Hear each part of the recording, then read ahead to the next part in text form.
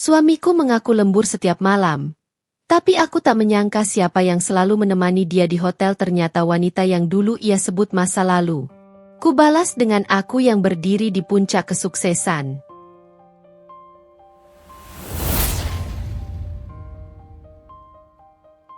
Namaku Bunga. Usia 32 tahun, sudah menikah selama 5 tahun dengan pria bernama Setio. Kami bertemu saat sama-sama bekerja di sebuah perusahaan logistik di Jakarta. Awalnya hanya rekan kerja biasa, sering berdiskusi tentang pekerjaan, lalu perlahan menjadi teman yang saling mengerti. Dari percakapan sederhana di pantry, dari candaan saat lembur, aku menemukan sosok yang menenangkan di dalam dirinya. Setio bukan tipe pria yang banyak bicara, tapi setiap ucapannya selalu membuatku merasa aman. Saat ia melamarku, aku tak berpikir panjang. Aku percaya, dialah rumah yang selama ini kucari. Kami memulai kehidupan pernikahan dari nol. Saat menikah, tabungan kami bahkan belum cukup untuk membeli rumah sendiri. Jadi kami tinggal di rumah kontrakan kecil di pinggiran kota. Dindingnya sempit. Dapurnya hanya cukup untuk satu orang berdiri.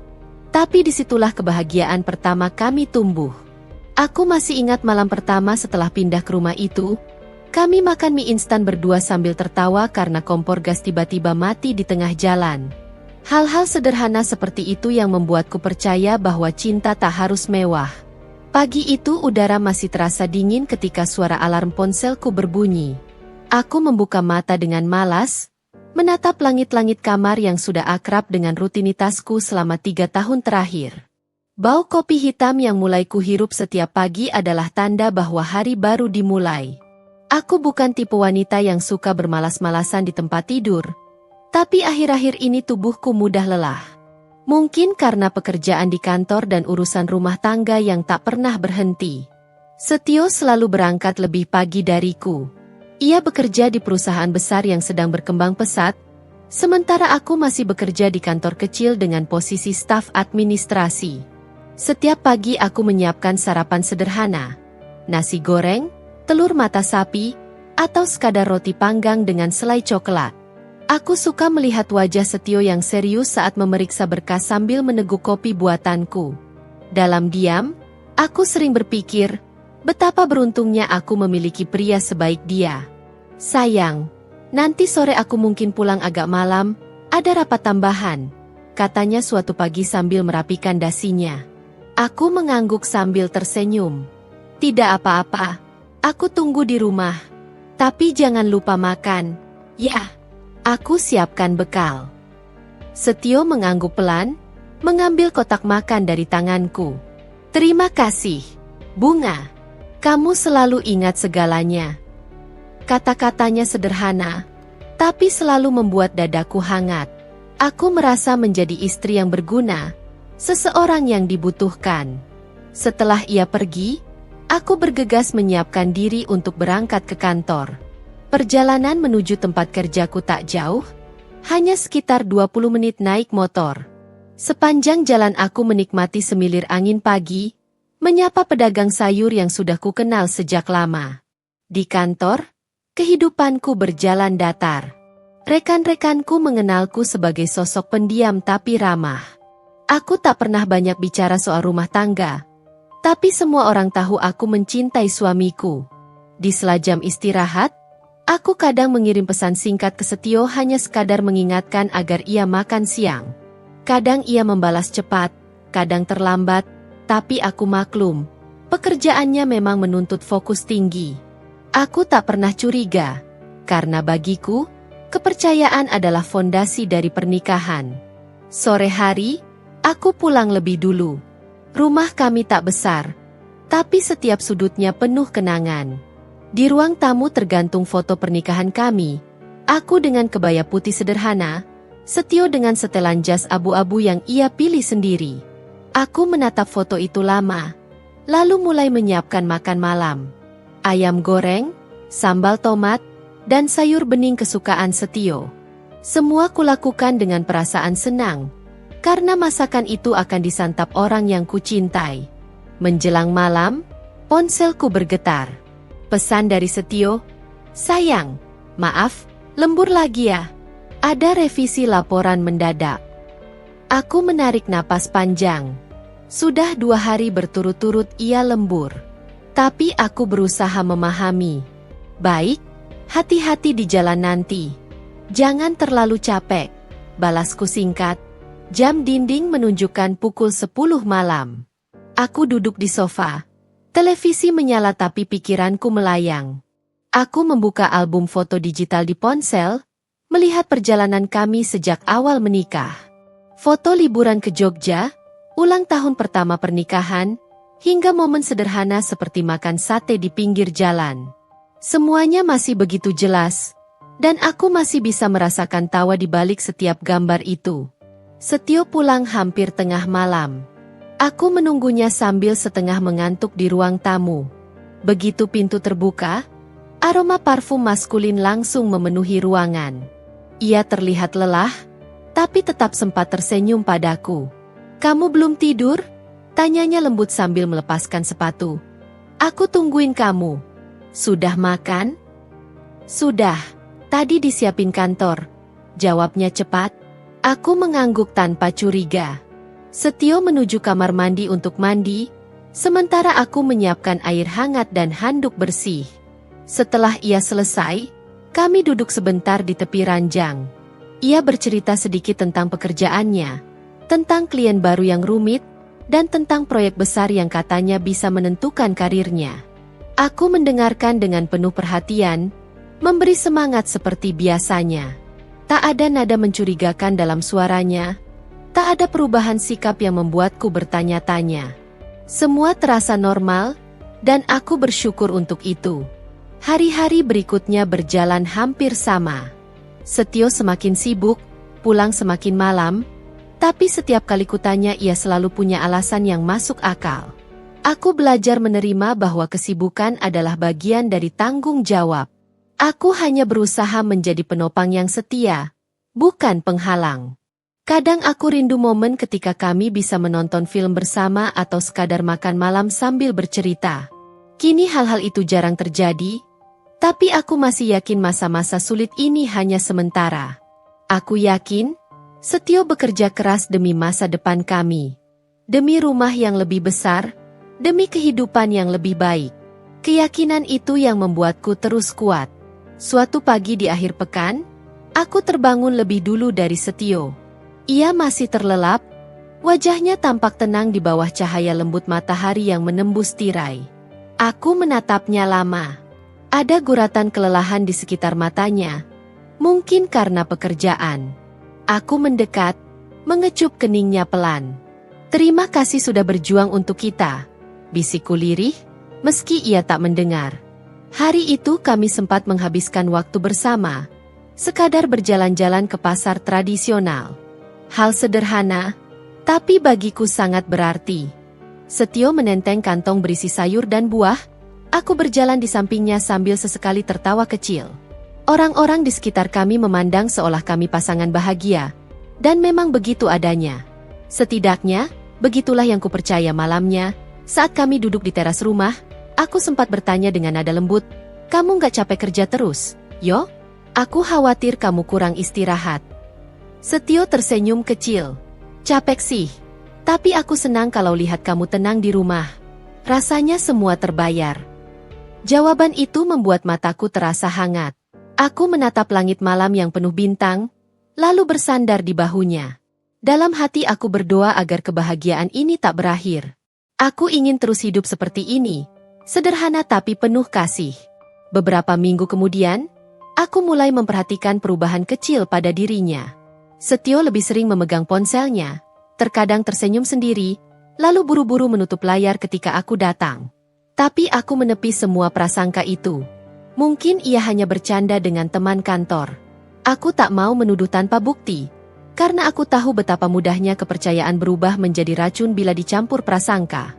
Sore itu, saat aku sedang menjemur pakaian, tetanggaku, Bu Ratna, menghampiri sambil membawa sepiring gorengan. "Suamimu rajin sekali ya, Bun? Tiap malam lembur. Hebat, laki-laki kayak gitu jarang."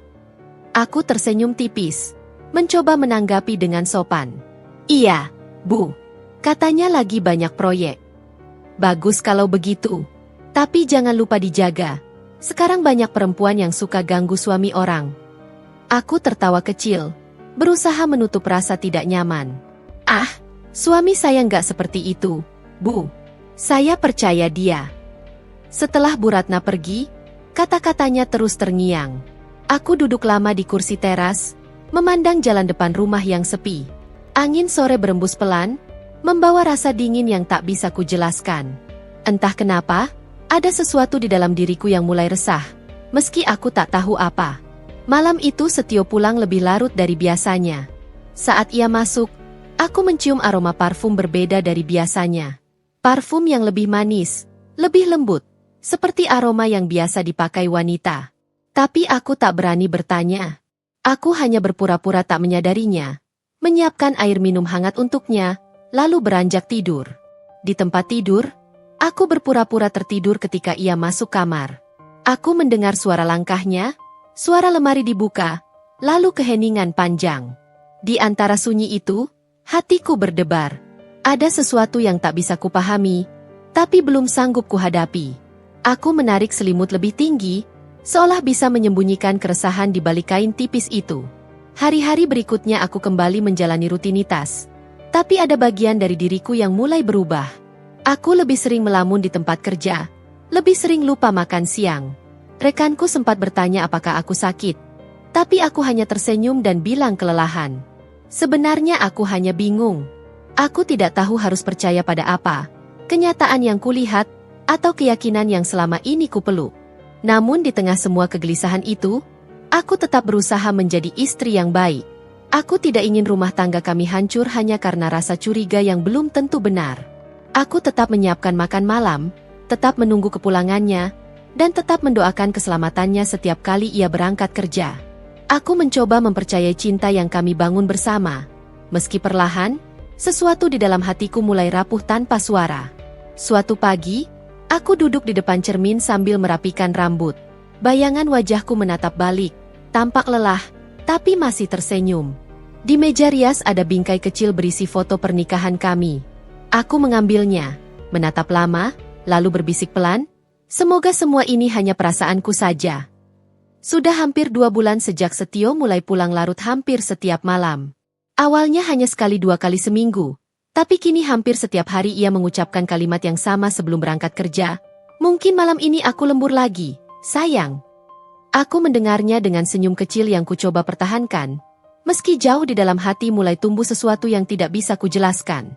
Rasa ragu yang samar, seperti benih kecil di tanah kering yang menunggu waktu untuk tumbuh. Setiap pagi aku masih menyiapkan sarapan, seperti biasa. Telur dadar, tempe goreng, nasi hangat, dan secangkir kopi pahit kesukaannya. Setio tetap memakannya dengan tenang, tetap tersenyum lembut sebelum mencium keningku dan melangkah keluar rumah. Namun, ada perbedaan yang sulit kuabaikan. Senyumnya tak lagi setulus dulu, matanya tak lagi memandang lama ke arahku seperti dulu ia lakukan setiap pagi. Aku menatap punggungnya yang semakin jauh dari ambang pintu, lalu menutupnya perlahan. Dalam diam, aku bertanya-tanya, apakah ini yang disebut perubahan? Hari-hari di kantor terasa lebih sunyi. Aku duduk di meja kerja dengan tumpukan dokumen, mencoba menenggelamkan diri dalam pekerjaan agar tak terlalu banyak berpikir. Tapi setiap kali melihat ponselku, aku ingin mengirim pesan kepadanya. Sekadar menanyakan apakah ia sudah makan, apakah pekerjaannya lancar. Kadang ia membalas cepat, tapi sering pula pesan itu hanya dibaca tanpa jawaban. Pernah suatu siang aku mengirim pesan, "Jangan lupa makan, ya. Aku buatkan bekal kalau kamu sempat ambil." Pesan itu kubiarkan terbaca tanpa balasan selama berjam-jam. Hingga sore hari baru ia membalas singkat. "Maaf, rapat terus dari tadi. Nanti aku pulang malam." Aku membacanya berulang kali, lalu menutup layar ponsel. Rasanya seperti menelan sesuatu yang pahit. Bukan karena kata-katanya menyakitkan, tapi karena terasa jauh. Jarak yang dulu tak pernah ada, kini mulai nyata. Sore hari aku pulang lebih awal, berharap bisa menyiapkan makan malam lebih istimewa. Aku ingin Setio melihat bahwa aku masih di sini, masih menunggu, masih mencintainya tanpa syarat. Kurebus sup ayam kesukaannya, kutambahkan jahe agar hangatnya terasa di tenggorokan. Aku bahkan menata meja makan dengan rapi, menyalakan lilin kecil di tengah sebagai sentuhan romantis sederhana. Jam 7 malam, aku duduk menunggu di kursi ruang makan. Ponsel di tanganku tak berhenti kulirik. Tak ada pesan. Tak ada kabar. Aku menunggu hingga jam 8, lalu jam 9, hingga akhirnya sebuah pesan masuk. Sayang, lembur lagi. Rapat tambahan mendadak. Jangan tunggu, ya. Hatiku terasa menurun seperti benda jatuh dari ketinggian. Aku membalas, baik, hati-hati pulangnya. Lalu meletakkan ponsel di atas meja dan menatap kursi kosong di hadapanku. Sup yang tadi masih panas kini mulai dingin. Aku meniupnya perlahan, tapi rasanya hambar. Mungkin karena aku memakannya sendirian. Malam demi malam berlalu dengan pola yang sama. Aku bangun pagi, menyiapkan sarapan, menunggu kabar di malam hari, dan tertidur sendiri di sisi ranjang yang terasa semakin luas. Setio mulai jarang mengajakku bicara. Bahkan di akhir pekan ia memilih tidur seharian atau sibuk dengan laptopnya. Jika kutanya tentang pekerjaan, jawabannya singkat, seolah takut aku ikut campur. Suatu malam aku mencoba mengajak bicara dengan lembut. Yo, kamu capek, ya? Sudah beberapa malam lembur terus. Mungkin kamu bisa ambil cuti sebentar? Ia hanya menggeleng sambil menatap layar laptop. Belum bisa. Proyeknya belum kelar. Aku harus jaga reputasi di kantor. Aku ngerti, tapi kamu juga perlu istirahat. Kamu kelihatan makin kurus. Setio menutup laptopnya perlahan dan menatapku sekilas. Aku baik-baik aja, Bunga. Nggak usah khawatir, ya? Nada suaranya lembut, tapi matanya dingin. Aku mengangguk, mencoba memahami. Tapi di dalam dada, perasaan cemas itu makin menebal. Beberapa hari kemudian, aku mencoba mengejutkannya dengan datang ke kantornya membawa makan malam. Aku pikir, mungkin ia akan senang melihatku datang tanpa pemberitahuan. Aku membawa makanan kesukaannya, ayam bakar madu dan jus alpukat yang selalu ia pesan tiap kali makan di luar. Aku tiba di depan gedung kantornya sekitar jam 8 malam. Lampu di beberapa lantai masih menyala, dan petugas keamanan mengenaliku sebagai istri Setio. Namun ketika kutanya, ia hanya menggeleng. Maaf, Bu, sepertinya Pak Setio sudah keluar dari jam 7 tadi. Tadi saya lihat beliau pamit. Aku terdiam beberapa detik, mencoba mencerna kalimat itu. Keluar jam 7? Tanyaku perlahan. Iya, Bu. Katanya mau langsung pulang. Aku memaksakan senyum, lalu mengangguk. Oh, baik. Mungkin sudah di rumah. Aku berjalan menuju parkiran dengan langkah yang terasa berat. Di tangan masih kubawa kotak makan dan jus yang mulai mencair. Udara malam terasa dingin menampar kulitku, dan di dadaku ada rasa aneh yang sulit digambarkan. Aku ingin percaya bahwa petugas itu salah melihat, bahwa mungkin Setio kembali lagi ke kantor setelah keluar sebentar. Tapi di sisi lain, suara kecil di dalam hatiku berbisik pelan, atau mungkin tidak. Saat aku sampai di rumah, jam sudah menunjukkan pukul 9 lewat. Rumah gelap, tak ada tanda-tanda Setio sudah pulang. Aku menyalakan lampu dan duduk di ruang tamu sambil menatap pintu. Setengah jam berlalu, lalu 1 jam, dan akhirnya pintu itu terbuka. Setio masuk dengan wajah tenang seolah tak terjadi apa-apa. Kamu belum tidur? Tanyanya. Aku tersenyum pelan. Baru saja mau tidur. Aku tadi ke kantormu, bawa makan malam. Setio tampak kaget sesaat, tapi cepat menutupi ekspresinya. Oh, maaf, tadi aku keluar sebentar nemenin rekan kerja. Ada klien mau bahas revisi proyek di luar kantor. Aku mengangguk tanpa bertanya lebih lanjut. Oh begitu. Ya sudah, aku simpan makanannya. Kamu mau aku panasin? Nggak usah, aku udah makan. Jawabnya cepat. Ia langsung masuk ke kamar tanpa menatapku lebih lama. Aku berdiri di dapur, menatap kotak makan yang masih utuh. Aroma ayam bakar yang sempat membuatku lapar kini justru membuat dadaku sesak. Aku menutupnya rapat dan menyimpannya di kulkas. Lalu mencuci tangan sambil menatap bayangan wajahku di permukaan piring kaca. Hari demi hari berlalu, tapi kebiasaannya tak berubah. Lembur, menjadi kata yang paling sering kudengar setiap malam. Aku berusaha menjaga agar pikiranku tidak liar. Tapi sulit menolak kenyataan bahwa aku mulai merasa sendirian di rumah ini. Pernah suatu malam aku menunggu hingga lewat tengah malam. Saat akhirnya Setio pulang, ia tampak tergesa, seolah tak ingin aku sempat melihat sesuatu. Aku mencium aroma parfum yang asing, wangi lembut yang tidak seperti parfum pria. Aku berpura-pura tidak menyadarinya, tapi di dalam hati aku tahu, ada sesuatu yang tidak beres. Keesokan harinya, aku bercerita kepada sahabatku, Rani, di kantor. Aku nggak tahu, Ran. Setio sekarang hampir tiap malam lembur. Tapi aku merasa ada yang beda. Rani menatapku dengan pandangan prihatin. Kamu yakin dia lembur? Bun? Maaf ya, aku bukannya mau nuduh. Tapi laki-laki kalau udah mulai sering pulang malam, apalagi tanpa kabar jelas, kadang ada yang disembunyikan. Aku menatapnya tidak percaya. Setio nggak kayak gitu. Dia orangnya tanggung jawab. Aku percaya dia. Rani menarik napas. Ya sudah, kalau kamu yakin, percayalah. Tapi jaga hatimu, Bun. Kadang yang kita kira tidak mungkin, justru itu yang paling nyata. Kata-katanya tertinggal lama di pikiranku. Aku mencoba menepi semua kemungkinan buruk. Tapi setiap kali Setio berkata, lembur, aku merasa seperti menelan duri.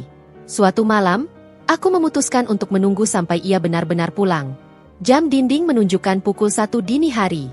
Aku duduk di ruang tamu dengan lampu temaram, segelas teh di tangan. Ketika pintu akhirnya terbuka, aku menatapnya tanpa berkata apa-apa. Setio terlihat kaget melihatku masih terjaga. Kamu belum tidur? Aku nunggu kamu. Ia menghela napas. Kamu nggak perlu nunggu, sayang. Aku nggak mau kamu begadang terus. Aku cuma pengen tahu, kamu lembur terus ini, apa nggak capek? Tanyaku hati-hati. Capek sih, tapi ya begitulah kerjaan. Kamu tenang aja, semuanya buat masa depan kita.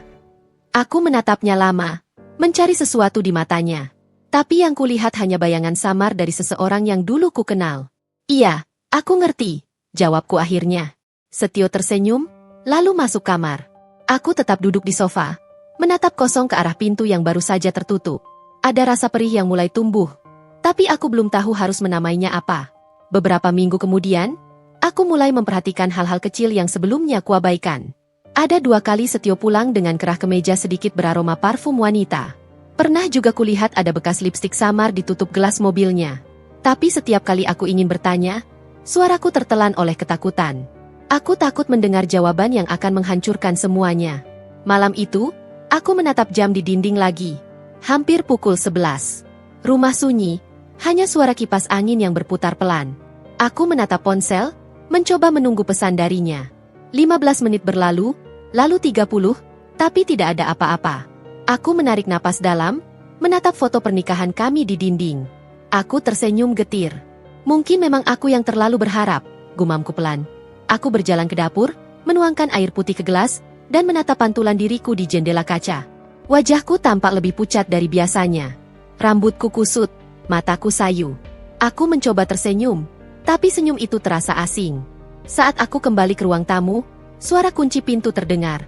Setio masuk dengan langkah pelan. Aku berpura-pura baru saja bangun dari sofa. Kamu belum tidur? Tanyanya lagi. Kalimat yang kini terdengar seperti pengulangan nasib. Aku hanya menjawab, baru bangun. Ia mengangguk tanpa banyak bicara, langsung masuk kamar mandi.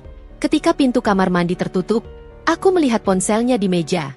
Sempat terlintas keinginan untuk mengambilnya, membuka pesannya, mencari jawaban dari semua pertanyaanku. Tapi tanganku berhenti di udara. Aku menatap ponsel itu lama, lalu menarik napas. Kalau aku buka, mungkin aku nggak siap dengan apa yang kutemukan.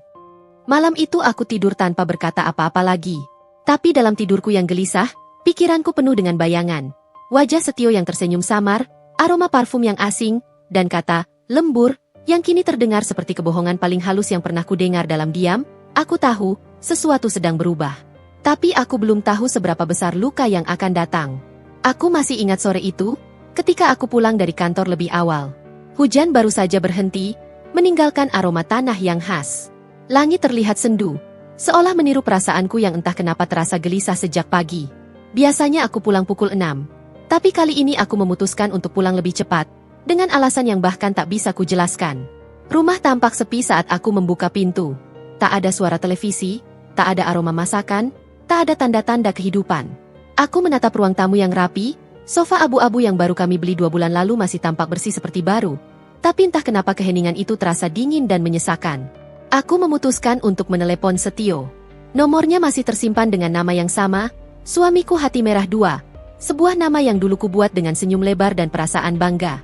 Tapi kali ini, jari-jariku terasa berat saat menekan tombol panggilan. Nada sambung terdengar 3 kali sebelum akhirnya terangkat. Halo, sayang. Ada apa? Suaranya terdengar agak terburu-buru. "Mas di mana?" tanyaku perlahan. "Masih di kantor. Sayang, ada rapat dadakan? Mungkin pulang agak malam." "Kenapa?" Aku menatap keluar jendela, ke arah gerimis yang kembali turun perlahan. "Enggak apa-apa.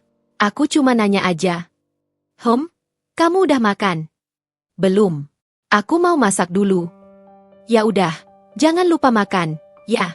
Nanti Mas pulang bawa roti kesukaanmu."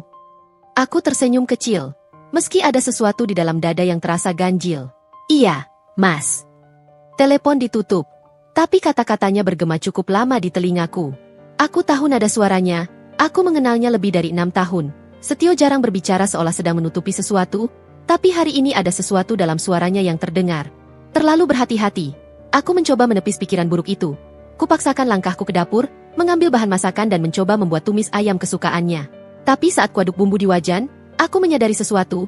Aroma bawang dan kecap tak mampu menutupi rasa sepi di rumah ini. Aku merasa seolah sedang memasak untuk seseorang yang perlahan menjauh dariku, tanpa sempat aku tahu sebabnya. Malam itu Setio pulang lewat tengah malam. Aku sudah menunggu di ruang tamu, dengan lampu kecil yang masih menyala. Begitu pintu terbuka, aroma parfum asing menyelinap masuk. Aku tahu benar, itu bukan aroma parfum yang biasa ia gunakan. "Mas baru pulang?" tanyaku, berusaha terdengar biasa. "Iya. Maaf banget, rapatnya panjang, terus ada lembur juga." Aku mengangguk pelan. "Aku udah siapkan makan malam, tapi mungkin udah dingin." "Nggak apa-apa, sayang. Mas udah makan di kantor." Kata-kata itu menancap begitu dalam. "Udah makan?" ulangku pelan. "Padahal aku udah masak masakan kesukaan Mas." "Maaf ya, aku nggak tahu kamu masak. Tadi udah keburu makan bareng teman-teman." Aku menatap wajahnya yang lelah, tapi lebih dari itu, aku menangkap sesuatu yang asing. Pandangannya tak lagi penuh perhatian seperti dulu, dan senyumnya terasa hambar. Aku ingin bertanya lebih jauh, tapi kutahan. Mungkin aku hanya lelah. Mungkin aku terlalu sensitif. Tapi saat Setio pergi ke kamar mandi, aku memperhatikan leher bajunya. Ada noda tipis seperti lipstik merah muda di ujung kerah. Hati kecilku menjerit. Namun aku berpura-pura tak melihat apapun. Aku tak mau memulai pertengkaran dengan prasangka. Aku ingin percaya pada Setio. Aku ingin meyakini bahwa rumah tangga ini masih seperti dulu. Ketika semua terasa hangat dan sederhana beberapa hari berikutnya, semuanya terasa aneh. Setio mulai sering pulang larut. Alasannya selalu sama. Lembur, proyek baru, rapat mendadak. Ia lebih banyak menatap layar ponselnya, tertawa kecil di sudut bibir seolah sedang membaca sesuatu yang menyenangkan. Tapi setiap kali aku mendekat, ia langsung menutup layar atau mengalihkan pembicaraan. Pagi itu, saat aku menyiapkan sarapan, ponselnya berbunyi. Ia sedang di kamar mandi, jadi tanpa pikir panjang aku melihat layar sekilas. Nama di layar membuat jantungku berdegup keras. Adele, nama itu seperti luka lama yang tiba-tiba dibuka kembali. Adele, perempuan yang dulu sempat mengisi masa lalunya, sebelum aku datang. Dulu ia pernah bercerita tentang betapa dalamnya hubungannya dengan perempuan itu, tapi akhirnya mereka berpisah karena perbedaan prinsip. Dan aku, yang dulu hanya teman satu kantor, menjadi tempatnya berlabuh setelah luka itu sembuh. Tanganku bergetar, tapi aku menahan diri. Aku tak membuka pesan itu. Aku hanya menatap layar beberapa detik sebelum akhirnya ponsel itu berhenti berdering. Saat Setio keluar dari kamar mandi, aku tersenyum kecil. "Mas, tadi HP-nya bunyi." "Oh, ya? Siapa?" tanyanya sambil mengeringkan rambut. "Gak tahu, aku gak lihat." Ia mengangguk, cepat sekali mengambil ponselnya dan melihat layar dengan gerakan gugup yang terlalu kentara. Sejak hari itu, aku tahu ada sesuatu yang berubah. Tapi aku tak ingin langsung menuduh. Aku memilih diam dan mengamati. Aku mulai mencatat jam kepulangannya, memperhatikan kapan ia berangkat, kapan ia tiba di rumah. Setiap hari, selisih waktunya semakin panjang. Aku juga mulai memperhatikan aroma tubuhnya setiap kali ia pulang. Kadang wangi bunga, kadang aroma lembut yang tak pernah kupakai. Suatu malam, aku duduk di tepi ranjang sambil menatap wajahnya yang tertidur. Cahaya lampu remang membuat garis rahangnya tampak tegas, seperti dulu saat aku jatuh cinta padanya. Tapi sekarang, tatapan itu tak lagi memunculkan rasa hangat. Yang tersisa hanya tanya dan kegelisahan. Apa aku sudah tidak cukup baginya? Atau mungkin, cintanya memang sudah tak lagi di sini? Keesokan harinya, aku memutuskan untuk mengunjungi kantornya secara diam-diam. Aku berdalih ingin memberikan bekal makan siang karena ia sering lupa makan. Sesampainya di sana, aku melihat dari jauh, ia memang ada di ruang rapat bersama beberapa orang. Aku merasa sedikit lega. Namun saat aku menunggu di lobi, salah satu rekan kerjanya menghampiriku. "Ibu Bunga, Pak Setio hari ini izin keluar dari jam 10. Katanya ada meeting di luar kota." Aku membeku. "Meeting di luar kota?" ulangku pelan. "Iya, katanya mendadak banget. Tapi kayaknya gak jauh, deh. Soalnya gak bawa koper. Aku menatap lantai marmer di bawah kakiku. Ada sesuatu yang mulai pecah dalam diriku. Malamnya, saat ia pulang, aku tak lagi bertanya. Aku hanya menatapnya dalam diam. Tapi diamku bukan karena tak peduli. Diamku adalah cara menahan diri agar tak meledak sebelum waktunya. Beberapa minggu berlalu. Aku mulai kehilangan selera makan, tidurku tak nyenyak. Pikiranku terus berputar di antara rasa curiga dan harapan yang menipis. Hingga pada suatu malam, aku mendengar bisikan samar dari belakang pintu kamarnya. Ia berbicara di telepon, dan meski ia berusaha pelan, aku cukup jelas mendengar kata-kata itu. Iya, aku juga kangen. Tapi sabar ya. Aku gak mau bunga curiga. Suara itu menghantam hatiku seperti badai. Lututku lemas, dan aku bersandar di dinding. Sekujur tubuhku bergetar, mataku panas, tapi air mata enggan jatuh. Malam itu aku tak bisa tidur. Aku menatap langit-langit kamar, memikirkan ribuan hal. Tentang cinta, tentang janji yang mungkin sudah ia hianati, dan tentang diriku yang terlalu bodoh karena masih ingin percaya. Keesokan paginya, aku menatap wajahku di cermin. Ada lingkar hitam di bawah mata, tapi ada juga sesuatu yang baru, tekad. Aku tak ingin jadi istri yang hanya menunggu dan berprasangka. Jika memang ada kebohongan, aku harus tahu kebenarannya dengan mataku sendiri. Aku mulai mempersiapkan diri. Aku belajar mengatur emosi, menenangkan hati, dan berpura-pura tidak tahu. Aku tetap memasak, tetap tersenyum, tetap menemaninya bercanda, seolah segalanya baik-baik saja. Tapi di balik semua itu, aku mulai merencanakan sesuatu. Aku tahu, badai ini belum selesai dan aku akan memastikan, saat semuanya terbongkar nanti, akulah yang berdiri paling kuat di antara reruntuhannya. Pagi itu matahari belum tinggi saat aku terbangun. Setio sudah tak ada di sebelahku. Hanya sisa lipatan di kasur yang menunjukkan ia baru saja pergi. Aroma parfumnya masih tercium samar di udara, menimbulkan rasa yang aneh di dada. Separuh rindu, separuh curiga. Aku duduk di tepi ranjang, menatap kosong ke arah jendela. Di luar, suara burung bercampur dengan riuh kendaraan dari kejauhan. Tapi di dalam kamar, semuanya terasa terlalu hening. Sudah berbulan-bulan suasana rumah ini seperti kehilangan jiwanya. Setio bilang ia harus berangkat lebih pagi karena proyek baru sedang dikejar tenggat waktu. Aku mengangguk saja tadi malam tanpa banyak tanya. Tapi ada sesuatu yang tak bisa lagi kutenangkan dalam hati. Setiap kali ia bicara soal lembur, pikiranku langsung melayang pada satu nama, Adele. Aku masih ingat bagaimana wajah perempuan itu ketika dulu pertama kali kutemui. Anggun, penuh percaya diri, dan memiliki senyum yang menawan. Tapi di balik itu, aku tahu ia pernah menjadi bagian dari masa lalu Setio. Masa lalu yang dulu kukira sudah benar-benar terkubur. Nyatanya, masa lalu itu kini mengetuk pintu kehidupanku. Pagi itu aku menatap ponsel Setio yang tertinggal di meja rias. Ia sering membawa 2 ponsel, satu untuk pekerjaan dan satu lagi pribadi. Yang tertinggal ini adalah ponsel pribadinya. Sesuatu di dalam diriku berteriak untuk tidak menyentuhnya. Tapi tangan ini seakan bergerak tanpa kendali. Layar ponselnya menyala, menampilkan wallpaper kami berdua saat liburan 3 tahun lalu di pantai.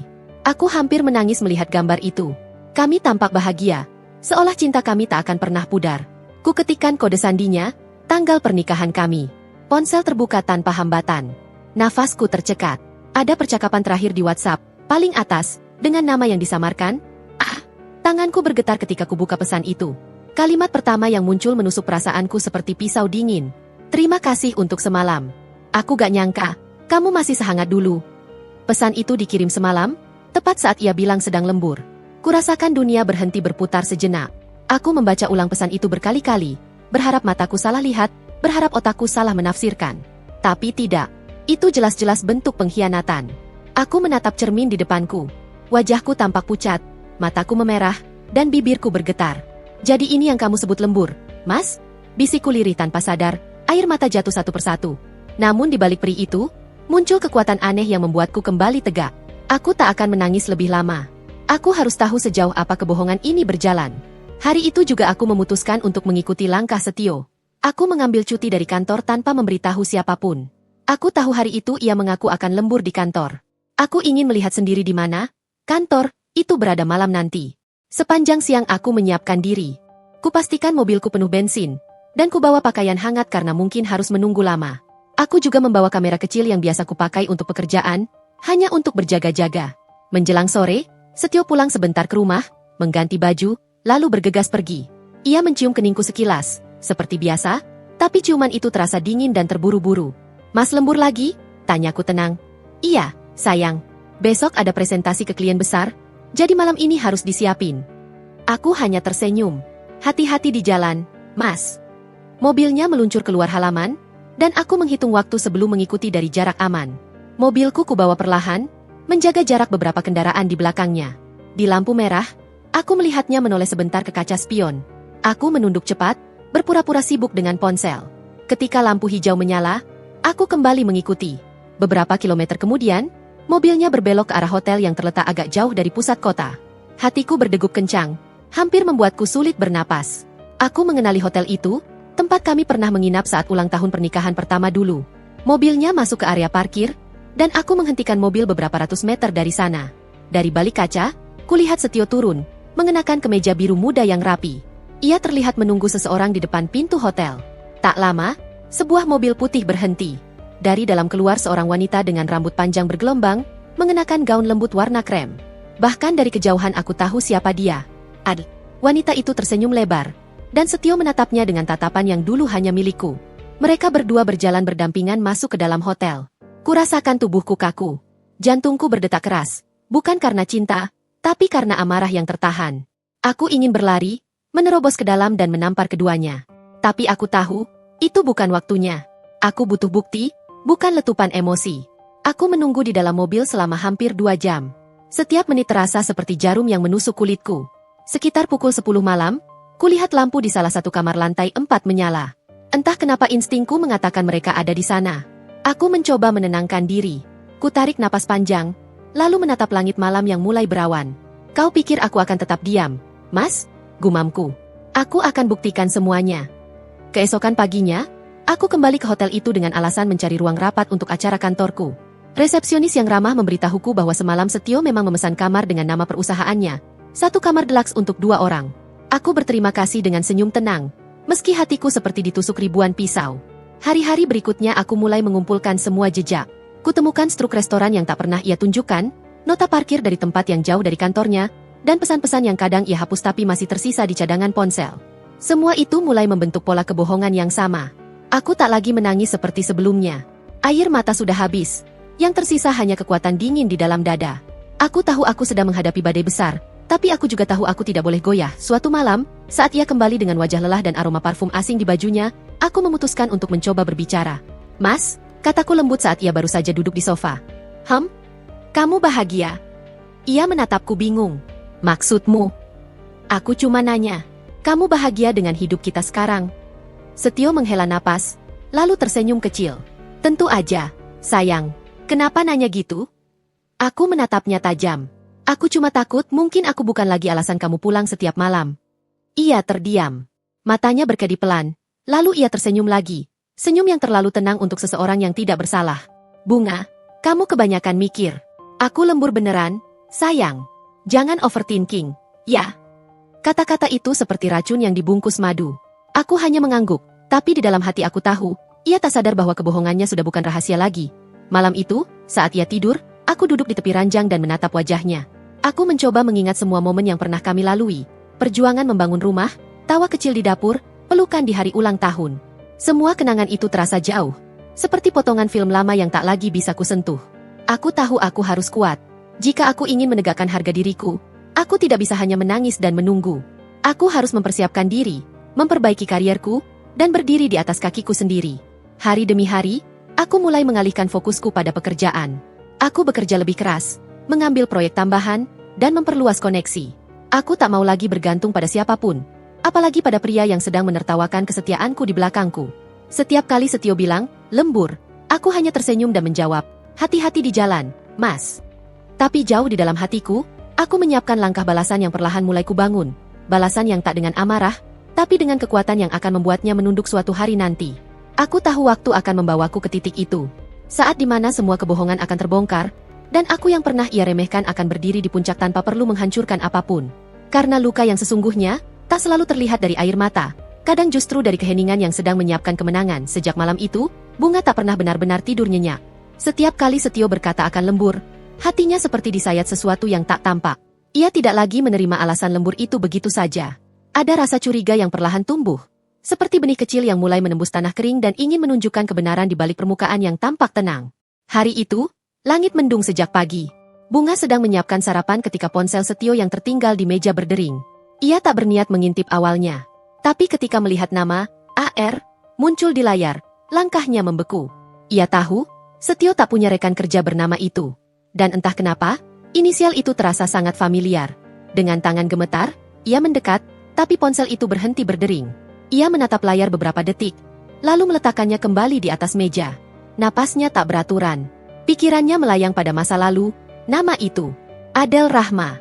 Wanita yang dulu disebut Setio hanya masa lalu. Ia berusaha menepis prasangka buruk, tapi dada Bunga terasa sesak. Ia tak ingin menuduh tanpa bukti. Namun malam demi malam, Setio semakin sering pulang larut. Wajahnya kelelahan tapi sering tampak puas, seolah ada kebahagiaan yang tak lagi ia bagi di rumah. Hari-hari berlalu dengan ketegangan yang tak terlihat. Bunga mencoba tetap tersenyum, tetap melayani suaminya seperti biasa. Tapi di balik itu, ia mulai memperhatikan hal-hal kecil yang dulu diabaikan.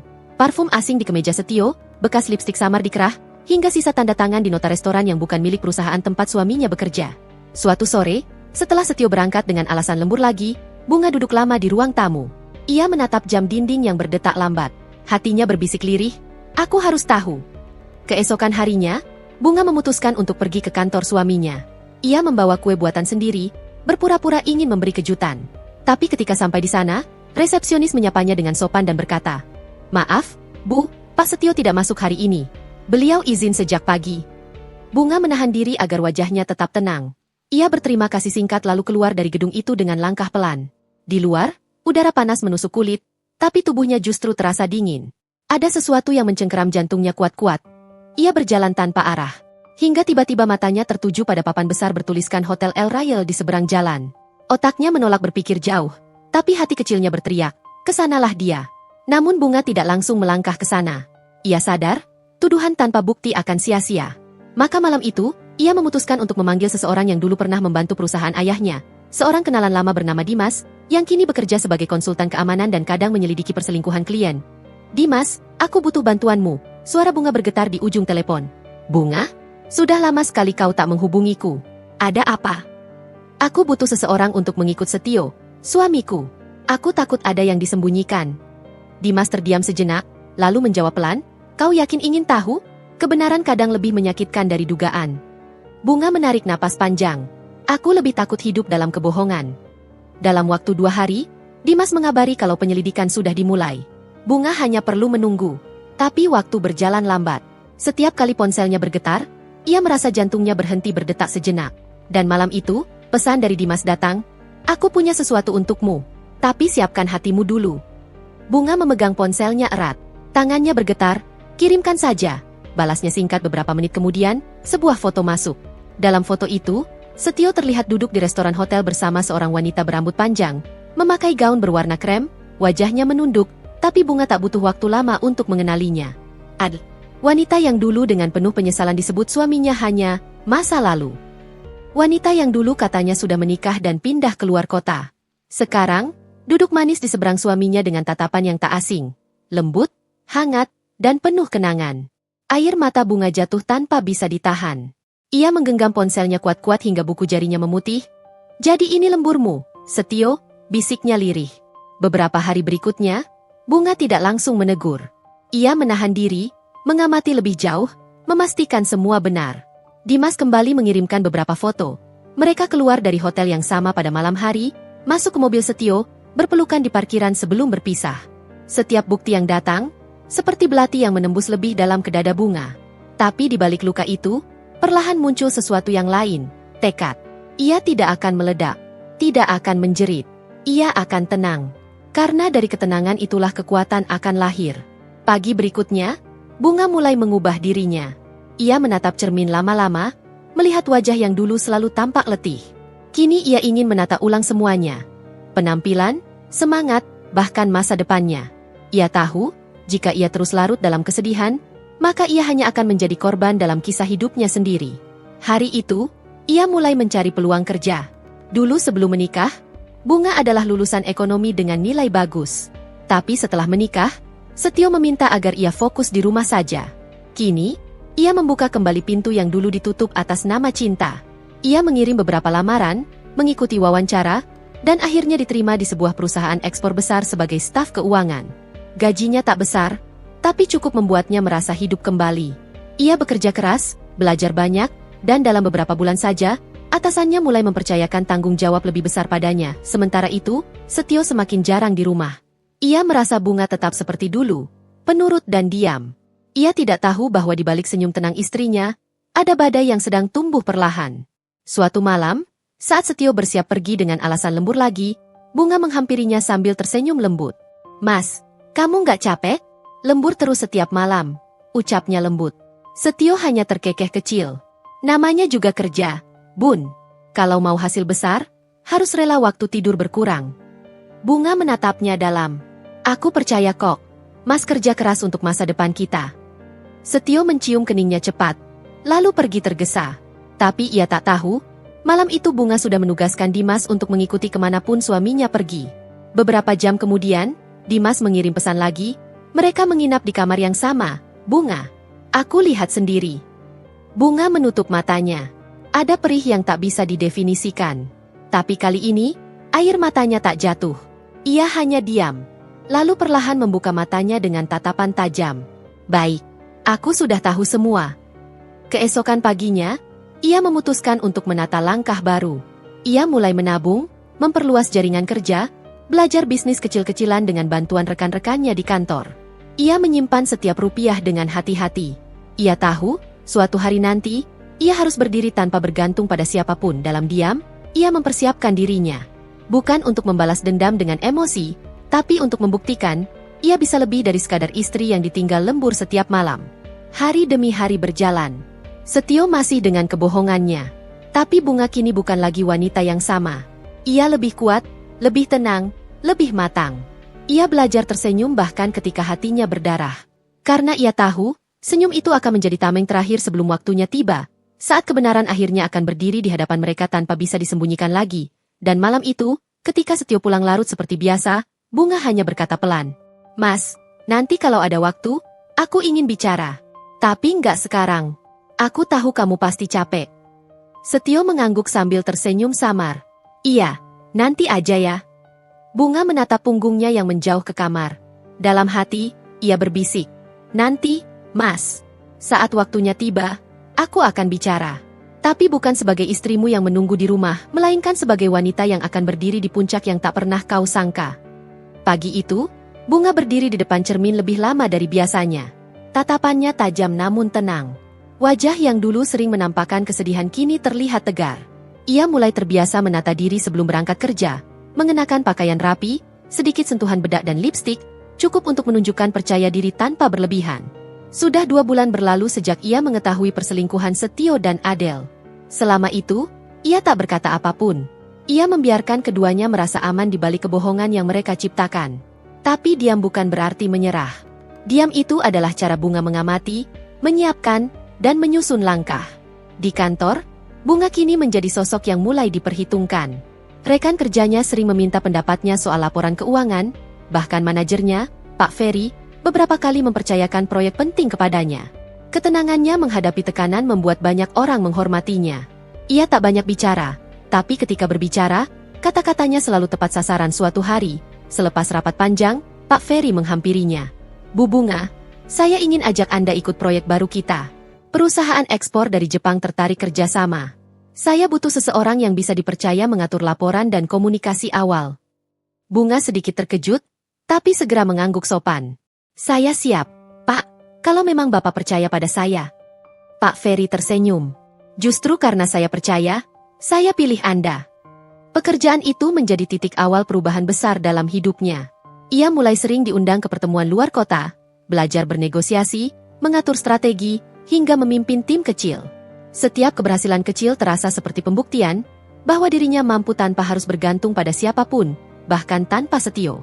Namun setiap kali pulang ke rumah dan melihat kursi kosong di meja makan, hatinya tetap terasa perih.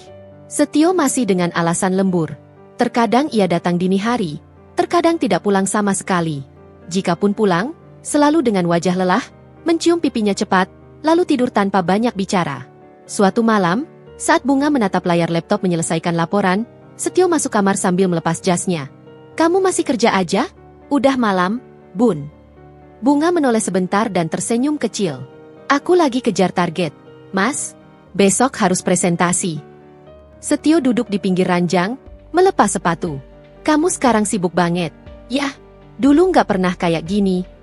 Yah, mungkin karena dulu aku terlalu fokus di rumah. Terus, sekarang kamu lebih pilih kerja daripada istirahat sama suamimu. Nada suaminya terdengar setengah bercanda, setengah sindiran. Tapi Bunga hanya menjawab tenang. Aku kerja juga buat masa depan kita, Mas. Sama seperti kamu lembur tiap malam itu, kan? Setio terdiam. Pandangannya sempat berubah, namun segera menunduk, seolah tak ingin percakapan itu berlanjut. Ia mengangguk pelan lalu berkata, "Iya, kamu benar. Aku mandi dulu ya." Bunga memperhatikannya masuk ke kamar mandi, lalu menatap layar laptop lagi. Tapi pikirannya melayang.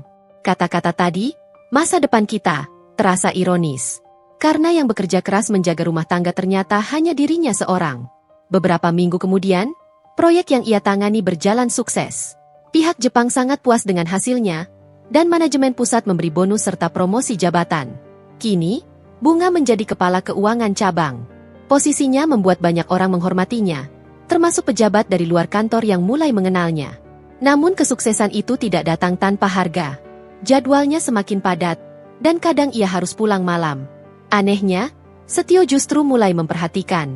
Ia kerap menanyakan di mana Bunga, bahkan beberapa kali menelpon di tengah malam menanyakan apakah sudah sampai rumah. Bunga heran, tapi tidak menunjukkan rasa curiga.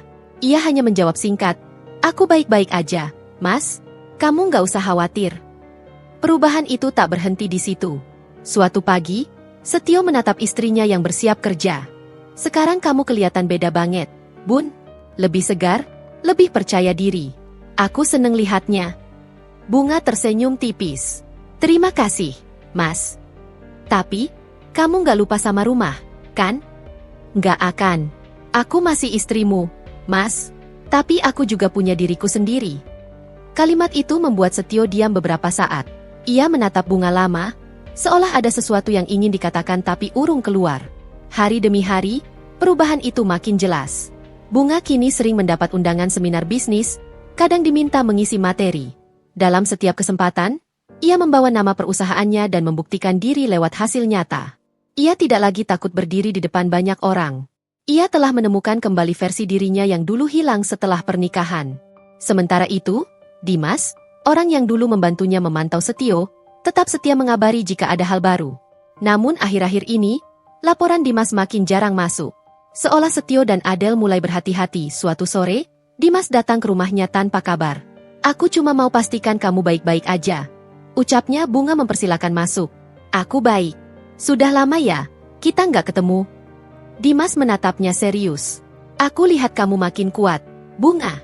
Tapi hati-hati. Orang yang kamu hadapi bukan cuma suamimu, tapi juga wanita yang tahu caranya bersembunyi." Bunga menatapnya balik. "Aku tahu. Tapi kali ini aku nggak mau buru-buru. Aku sedang menyiapkan semuanya dengan cara yang lebih cerdas." Beberapa hari kemudian, Bunga mendapat kesempatan besar.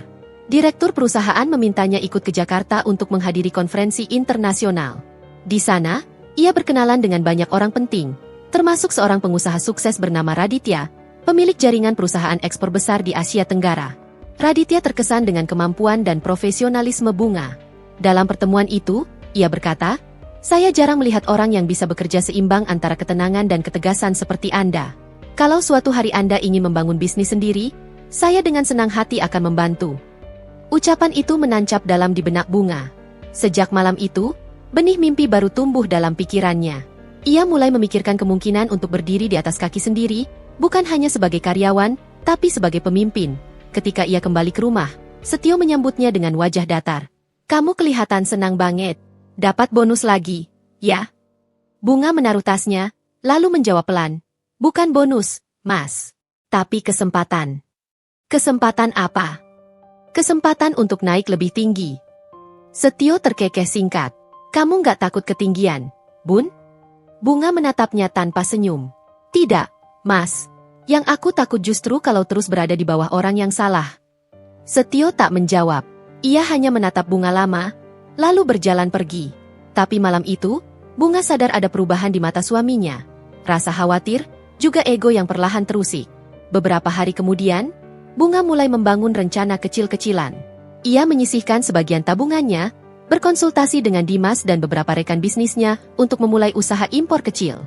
Ia bekerja siang malam, Tapi kali ini dengan semangat berbeda. Bukan untuk bertahan, melainkan untuk bangkit. Di sisi lain, Setio mulai gelisah. Ia merasakan jarak yang dulu ia ciptakan kini justru menjauhkan Bunga darinya. Ia mencoba mendekat lagi, tapi setiap kali, Bunga selalu tampak sibuk. Saat makan malam, ia yang kini sering diam. Saat di rumah, suaminya justru yang menatap Bunga dengan tatapan bingung. Suatu malam, ketika Bunga sedang menulis laporan, Setio mendekat. "Bun, aku kangen sama kamu." Bunga menghentikan ketikan, menoleh perlahan. "Kangen? Kapan terakhir kita benar-benar bersama, Mas?" "Ya, aku sibuk. Tapi bukan berarti aku nggak sayang. Sayang itu bukan diucapkan, Mas, tapi ditunjukkan." Setio terdiam, bibirnya membuka tapi tak ada suara keluar. Lalu ia hanya berbisik lirih, "Aku minta maaf." Bunga menatap suaminya, tapi tidak menjawab. Ia kembali menunduk laptopnya, melanjutkan pekerjaan. Suasana kamar terasa dingin. Tak ada amarah, hanya jarak yang menebal dari waktu ke waktu. Beberapa minggu setelah itu, kabar mengejutkan datang dari Dimas. "Bunga, aku pikir kamu harus tahu ini. Adele sekarang kerja di perusahaan yang sama dengan suamimu. Tapi bukan itu yang penting. Aku dengar mereka sedang mengatur proyek luar kota bareng." Bunga menarik napas dalam. "Kapan?" "Minggu depan. Ke Surabaya." Bunga menatap jauh ke arah jendela. Senja mulai turun, langit berwarna oranye pekat. "Baik. Terima kasih, Dimas. Aku sudah siap." Malam itu, Bunga duduk di ranjang, memandangi foto pernikahannya dengan Setio yang masih tergantung di dinding. Wajah mereka tersenyum bahagia di masa lalu yang kini terasa asing. Ia menatap foto itu lama, lalu berkata pelan, "Terima kasih, Mas, karena sudah mengajariku banyak hal. Termasuk bagaimana caranya bangkit tanpa siapapun." Di luar, hujan mulai turun pelan. Tapi di dalam hati Bunga, badai mulai tenang. Ia sudah tahu apa langkah berikutnya. Bukan untuk menjerit atau mengemis keadilan, tapi untuk berdiri, dengan kepala tegak, dan menunjukkan bahwa wanita yang dulu kau abaikan kini sedang naik menuju puncak yang tak lagi bisa kau jangkau. Pagi itu, udara terasa berbeda. Sejuk, tapi membawa getaran halus yang membuat jantung Bunga berdegup sedikit lebih cepat. Ia duduk di meja makan dengan secangkir kopi yang mulai mendingin, memandangi kursi kosong di seberangnya. Kursi itu dulu selalu diisi oleh Setio setiap pagi, namun kini hanya menjadi saksi kesunyian yang semakin tebal. Suaminya sudah berangkat sejak subuh. Katanya, ada perjalanan dinas ke Surabaya selama 3 hari. Bunga tidak menanyakan detail. Ia hanya mengangguk sambil tersenyum, seolah percaya sepenuhnya. Padahal dalam hati, ia tahu kemana sebenarnya lelaki itu akan pergi dan dengan siapa. Setelah mobil Setio meninggalkan halaman rumah pagi tadi, Bunga menatap punggungnya sampai menghilang di tikungan. Ia tidak menangis lagi seperti dulu. Kini hatinya setenang laut dalam sebelum badai datang. Ia tahu, momen yang selama ini ia tunggu perlahan mendekat. Hari itu, Bunga berangkat ke kantor dengan langkah ringan. Sejak beberapa bulan terakhir, posisinya semakin kuat. Ia menjadi tangan kanan direktur, dipercaya mengatur keuangan beberapa proyek besar. Tak hanya itu, beberapa rekan bisnis mulai menawarkan kerjasama di luar kantor. Saat jam makan siang, ponselnya bergetar. Sebuah pesan masuk dari Dimas, mereka sudah tiba di Surabaya. Hotelnya masih sama seperti dulu. Bunga menatap layar tanpa ekspresi. Ia mengetik balasan singkat. "Terima kasih, Mas Dimas. Cukup pantau sampai besok. Setelah itu, biar aku yang urus." Ia meletakkan ponsel di meja, menatap keluar jendela. Langit terlihat cerah, tapi di hatinya sedang terjadi pertempuran yang rumit. Antara sakit yang belum sembuh dan kekuatan yang terus tumbuh. Sore harinya, setelah pekerjaan selesai, Bunga mampir ke sebuah kafe kecil di dekat kantor. Ia duduk di sudut, membuka laptop, dan menatap rencana bisnis yang telah ia susun selama berbulan-bulan. Sebuah perusahaan baru yang sedang ia bangun diam-diam, Bloom Trade Indonesia, perusahaan yang bergerak di bidang ekspor produk lokal ke pasar internasional. Nama, Bloom, ia pilih bukan tanpa makna. Ia ingin tumbuh seperti bunga yang mekar kembali setelah musim dingin paling panjang dalam hidupnya. Modal awal berasal dari tabungan pribadinya, bonus kerja, dan sebagian kecil pinjaman lunak dari Raditya, pengusaha yang dulu ia temui di konferensi Jakarta. Kerjasama mereka murni profesional, tapi Raditya selalu tampak mengagumi ketegasan dan kejujuran Bunga. Ia melihat sesuatu yang kuat di balik kelembutan wanita itu. Beberapa bulan terakhir, bisnis itu mulai bergerak pelan tapi pasti. Pesanan datang dari luar negeri, para petani dan pengrajin lokal mulai ikut bergabung. Bunga bekerja siang malam, membangun reputasi yang bersih dan terpercaya. Ia tidak banyak bercerita kepada siapapun, bahkan kepada Setio. Suatu sore, Raditya datang ke kantornya membawa kabar menggembirakan. Proyek kerjasama dengan Jepang sudah disetujui. Mereka minta kita menandatangani kontrak bulan depan. Bunga tersenyum lega. Akhirnya juga, semua usaha terbayar. Dan saya rasa, ucap Raditya pelan, Anda sudah siap berdiri di panggung yang lebih besar. Kalimat itu membuat Bunga menatapnya lama. Dalam hatinya, ia tahu benar apa arti dari semua ini. Waktunya menunjukkan siapa dirinya sebenarnya. Malamnya, ia menyiapkan dokumen-dokumen penting. Di satu sisi meja, terletak laporan keuangan perusahaan barunya. Di sisi lain, laporan yang dikirim Dimas. Foto-foto terbaru, bukti transaksi, dan catatan penginapan Setio bersama Adele. Ia menatap foto itu lama, lalu menutup mapnya perlahan. Baiklah, bisiknya lirih. Kalian boleh berdua untuk sementara. Beberapa hari kemudian, Setio pulang. Wajahnya tampak lelah tapi puas. Ia menyapa Bunga dengan suara biasa, seolah tidak ada yang salah. Perjalanan lancar, Mas? Lancar, cuma capek aja. Banyak kerjaan di sana. Pasti menyenangkan, bisa kerja sambil jalan-jalan ke kota lain. Setio menatap istrinya sekilas, tapi tak membaca makna di balik kalimat itu. Nggak sempat jalan-jalan, Bun. Lembur terus. Bunga hanya mengangguk dan menyuguhkan teh hangat. Semoga hasil lemburnya sepadan, Mas. Suasana malam itu berjalan seperti biasa. Setio tidur cepat, sementara Bunga masih terjaga di ruang kerja, menyusun laporan dan strategi. Ia tahu, waktu konfrontasi belum tiba. Ia ingin memastikan posisinya sudah benar-benar kokoh sebelum segalanya terbuka. Beberapa minggu berlalu, bisnisnya berkembang pesat. Ia kini sering tampil dalam seminar sebagai pembicara, membagikan pengalaman membangun usaha dari nol. Banyak media mulai meliputnya, dan nama Bunga Pratiwi perlahan dikenal di kalangan pebisnis muda. Sampai suatu hari, sebuah undangan resmi datang ke rumah. Surat itu ditujukan kepada Bapak dan Ibu Setio Pranoto dari Asosiasi Pengusaha Nasional, mengundang mereka ke acara penghargaan tahunan untuk wirausahawan sukses. Setio membaca surat itu sambil berkerut. Ini buat siapa? Ya? Kok atas nama kita? Bunga tersenyum kecil. Mungkin karena aku yang daftar waktu ikut seminar kemarin. Oh, kamu yang diundang? Iya, katanya aku masuk nominasi pengusaha perempuan inspiratif. Setio terkejut. Serius? Aku juga nggak nyangka. Tapi ya, mungkin karena kerja keras orang-orang di sekitarku juga. Malam penghargaan itu digelar di Hotel Bintang 5 di Jakarta. Setio setuju menemani, meski awalnya ia terlihat enggan. Ia tidak pernah menyangka, istrinya yang dulu ia anggap hanya ibu rumah tangga kini bisa menjadi sorotan publik. Ketika mereka tiba di acara, lampu-lampu gemerlap menyinari aula besar. Para tamu mengenakan busana elegan. Bunga tampil anggun dalam gaun hitam sederhana, rambut disanggul rapi, wajahnya tenang namun berwibawa. Semua mata memandang ketika ia melangkah masuk bersama Setio. Mereka duduk di barisan depan. Tak lama, pembawa acara memanggil satu persatu pemenang kategori. Saat nama Bunga Pratiwi CEO Bloom Trade Indonesia disebut, tepuk tangan bergema di ruangan. Setio menatap istrinya dengan wajah yang sulit diartikan. Ada kekaguman, tapi juga kebingungan. Ia tak tahu sejak kapan Bunga membangun perusahaan sebesar itu tanpa sepengetahuannya. Bunga naik ke panggung dengan langkah pasti. Ia menerima piala, lalu berdiri di depan mikrofon. Saya hanya seorang perempuan biasa yang dulu merasa tak punya pilihan selain menunggu. Tapi saya belajar bahwa menunggu tanpa bergerak hanya membuat kita tenggelam dalam penyesalan. Jadi saya memutuskan untuk berjalan, walau pelan, asal pasti. Suasana ruangan hening. Banyak orang terdiam mendengar kata-kata itu. Setio menatap istrinya dengan mata yang tak bisa berkedip. Untuk pertama kalinya, ia melihat wanita di depannya bukan sebagai pendamping, tapi sebagai kekuatan yang nyata. Usai acara, beberapa tamu mendekati Bunga untuk memberi selamat. Di antara kerumunan itu, Setio hanya bisa berdiri terpaku. Ketika mereka akhirnya keluar dari aula, ia berkata pelan, Aku nggak tahu kamu bisa sejauh ini. Bunga tersenyum lembut. Karena kamu terlalu sibuk lembur, Mas. Jadi mungkin kamu nggak sempat lihat aku berjuang. Kalimat itu menampar halus. Setio terdiam, lalu memalingkan wajah. Di dalam mobil, suasana sunyi. Bunga memandang keluar jendela, menikmati lampu-lampu kota yang berlari di kaca. Dalam hatinya, ada rasa puas yang sulit dijelaskan. Bukan karena penghargaan itu, tapi karena ia berhasil bangkit tanpa menumbangkan siapapun. Namun malam itu, saat mereka tiba di rumah, ponsel Setio berbunyi. Nama, Adele, muncul di layar. Bunga melihat sekilas. Ia tidak berkata apa-apa.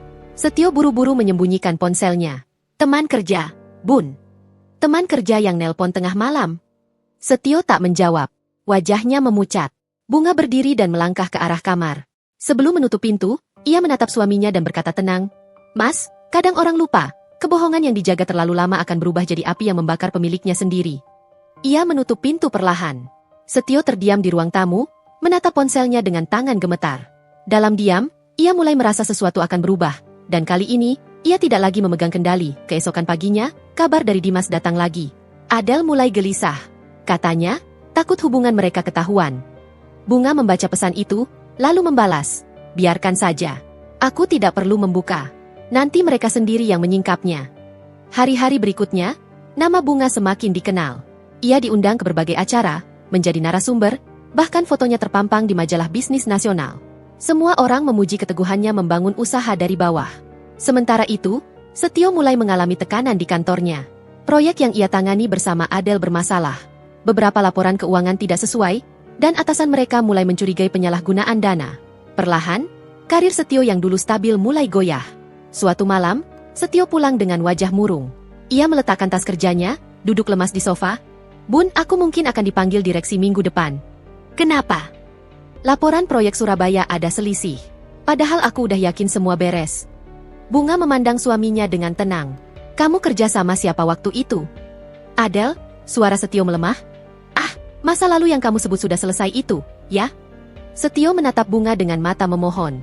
"Aku minta maaf, Bun. Aku hilaf." "Sudah berapa lama, Mas?" Setio menunduk. "Beberapa bulan." "Beberapa bulan atau sejak kamu mulai bilang lembur setiap malam?" Suasana hening.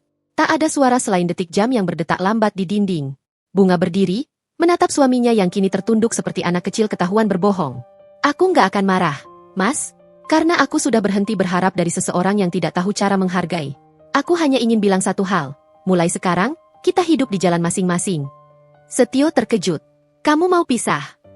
Bunga menatapnya dalam. "Aku nggak meninggalkan siapapun. Aku hanya kembali ke diriku sendiri." Ia melangkah pergi ke kamarnya, meninggalkan Setio yang duduk membisu. Di luar, angin malam bertiup lembut. Dunia terasa sunyi, tapi di dalam hati Bunga, suara kebebasan mulai terdengar. Ia tahu, langkahnya kini tak akan lagi berhenti. Suara langkah sepatu berhak tinggi bergema di lantai marmer kantor yang kini menjadi milikku sepenuhnya. Gedung yang dulu aku lewati dengan kepala tertunduk karena statusku hanya istri karyawan, kini menjadi saksi betapa kerasnya perjalanan hidup membentuk diriku menjadi seseorang yang tak lagi mudah dijatuhkan. Namun semua ini bukan tentang balas dendam. Setidaknya, bukan semata soal itu. Aku ingin mereka melihat bahwa luka yang mereka tinggalkan tidak membunuhku, justru menjadi bahan bakar untuk setiap langkah yang kutapaki pagi itu. Ruangan di lantai 20 penuh dengan kesibukan. Para staf lalu lalang membawa berkas. Aroma kopi menyebar di udara, dan suara printer bersahutan. Dari balik dinding kaca, aku memperhatikan hiruk-pikuk itu dengan pandangan kosong. Semua berjalan cepat, tapi pikiranku tak berhenti berputar di satu nama, Setio. Aku tak tahu kenapa setiap kali namanya melintas, hatiku masih saja mencubit pelan. Luka itu belum sembuh, hanya tertutup rapi di balik tumpukan keberhasilan yang kini kugenggam. Telepon di meja berdering. Suara sekretarisku, Rani, terdengar lembut namun hati-hati. "Bu Bunga, ada tamu yang ingin bertemu," katanya, "penting." "Siapa?" tanyaku tanpa mengalihkan pandangan dari layar laptop. Beliau tidak mau menyebut nama. Tapi beliau bilang, "Ibu pasti mengenalnya." Ada jeda beberapa detik yang membuat tenggorokanku terasa kering. Aku menutup laptop, menatap pintu dengan dada yang berdebar aneh. "Baik, persilakan masuk," kataku akhirnya. Pintu terbuka perlahan, dan langkah seseorang yang begitu kukenal memasuki ruangan itu. Setio. Rapi seperti biasa, dengan kemeja putih dan dasi biru tua, rambutnya tersisir sempurna. Tapi wajah itu tidak sama seperti dulu. Ada garis kelelahan yang tegas di sekitar matanya. Untuk sesaat, waktu seolah berhenti. Antara marah, rindu, dan getir, semuanya menumpuk di dada. "Bunga," suaranya pelan, hampir seperti bisikan. Aku menyandarkan tubuh ke kursi, menyilangkan kaki, dan memandangnya datar. "Ada urusan apa, Setio?" Ia menarik napas panjang, menatap sekeliling ruangan seolah mencari keberanian. Aku dengar kau sudah menjadi pemilik utama perusahaan ini." "Benar." "Selamat," katanya canggung. Aku tidak menyangka kau bisa sampai sejauh ini." Aku tersenyum tipis. "Dulu kau juga tidak menyangka aku bisa bertahan tanpa dirimu, bukan?" Tatapan matanya jatuh. Ia tak membantah. Hening beberapa detik terasa begitu berat. Aku mengatur nada suaraku tetap tenang. Katakan saja apa yang kau mau. Waktuku terbatas. Ia menelan ludah, lalu mendekat. Aku kehilangan pekerjaan. Perusahaan tempatku bekerja bangkrut karena korupsi internal. Aku tidak terlibat, tapi namaku ikut terseret. Sekarang aku sedang mencari tempat baru. Aku menatapnya lama, menimbang setiap kata yang keluar dari bibirnya. Ironis. Dulu, ia yang meninggalkanku demi kenyamanan dan kesenangan bersama Adele. Sekarang, ia datang dalam keadaan kehilangan segalanya. Aku tidak paham, kataku akhirnya. Kau datang ke sini untuk apa? Meminta pekerjaan? Tidak hanya itu, Bunga. Ia mengangkat wajahnya, matanya memohon. Aku datang karena aku ingin bicara tentang kita. Jantungku berdetak pelan namun menyakitkan. Kata, kita, seolah menggores luka lama yang belum benar-benar kering. Kita? Aku tersenyum miring. Kau sudah punya, kita, lain dulu. Ingat? Namanya Adele, wajahnya menegang. Itu sudah berakhir. Aku dan Adele sudah tidak ada apa-apa. Lalu kenapa aku harus peduli? Tanyaku datar. Apa karena kau sudah kehilangan semuanya? Dan sekarang baru sadar siapa yang seharusnya kau perjuangkan? Ia menunduk. Aku tahu ia tak punya jawaban. Rasa iba nyaris menyelinap ke hatiku, tapi aku segera menepisnya. Aku berdiri, berjalan ke arah jendela besar di belakang meja. Dari sini, aku bisa melihat seluruh kota. Tempat aku dulu sering merasa kecil, kini tampak begitu luas. Setio, ucapku perlahan tanpa menoleh. Aku pernah menangis setiap malam memikirkanmu. Aku pernah berharap kau kembali. Bahkan ketika aku tahu kau sedang bermesraan dengan wanita lain. Tapi sekarang tidak lagi. Aku tahu aku salah, katanya pelan, suaranya nyaris patah. Aku bodoh. Aku kehilangan segalanya, termasuk dirimu. Aku berbalik, menatapnya lurus-lurus. Kau kehilangan aku bukan karena nasib, tapi karena pilihanmu sendiri. Ia terdiam. Wajahnya terlihat menyesal. Namun di mataku, semua itu terlambat. Aku tahu, jika aku membiarkan sedikit saja kelembutan menyelinap, semua yang sudah kubangun akan runtuh. Aku tidak boleh lagi menjadi perempuan yang bergantung pada seseorang yang pernah menginjak harga dirinya sendiri. Kalau itu saja yang ingin kau sampaikan, aku rasa pertemuan ini selesai. Ujarku akhirnya. Namun sebelum aku bisa melangkah, ia mengeluarkan amplop dari dalam tasnya. Aku tahu aku tak pantas meminta apapun darimu. Tapi bisakah kau bantu aku, Bunga? Bukan karena aku mantan suamimu, tapi karena aku benar-benar tak punya siapa-siapa lagi. Ada jeda hening yang panjang. Aku menatap amplop itu, lalu wajahnya.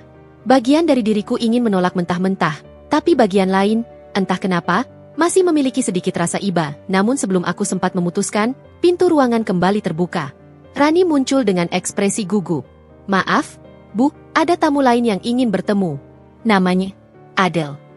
Suasana di ruangan mendadak beku. Aku menoleh perlahan ke arah pintu, dan di sana berdirilah wanita yang dulu kerap menghiasi mimpi burukku. Adele masih cantik seperti dulu, tapi kali ini ada sesuatu di wajahnya. Pucat, lesu, dan matanya sembab seolah baru selesai menangis. Bunga, suaranya bergetar. Aku perlu bicara denganmu. Aku tersenyum tipis, menatap mereka berdua bergantian. Wah, kebetulan sekali. Dua orang masa lalu datang di hari yang sama. Sepertinya alam memang punya caranya sendiri untuk bercanda. Adele melangkah pelan, memegang tasnya erat. Aku tahu aku tidak pantas menghadapimu. Aku hanya ingin mengatakan aku minta maaf. Aku tak menjawab, hanya menatapnya dingin. Aku pikir aku bisa membuat hidupku bahagia dengan mengambil sesuatu yang bukan milikku. Tapi ternyata, yang kudapat hanya kehancuran.